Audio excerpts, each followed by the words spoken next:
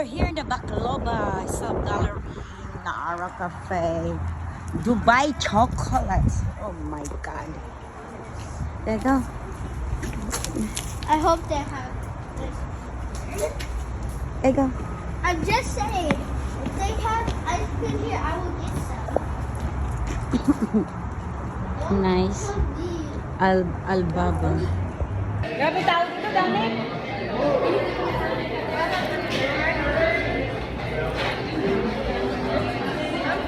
Andito kami sa Baklova. Wala na. Init pistachio.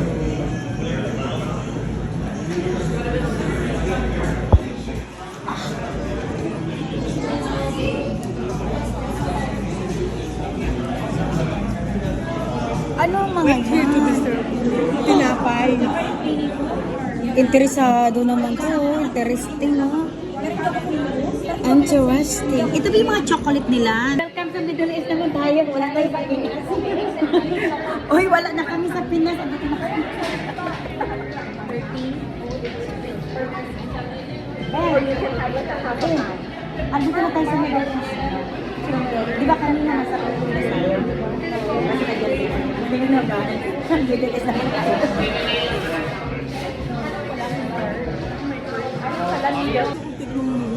Kalin. Tingin sa'yo. Gusto mo ko ng picture? No, tingnan lang. Oo. Kape ko. Thank you naman sa offer. Oh, dami sa kanya. Oh, Asawa ko, Hindi. gusto. Tikman na natin yan din.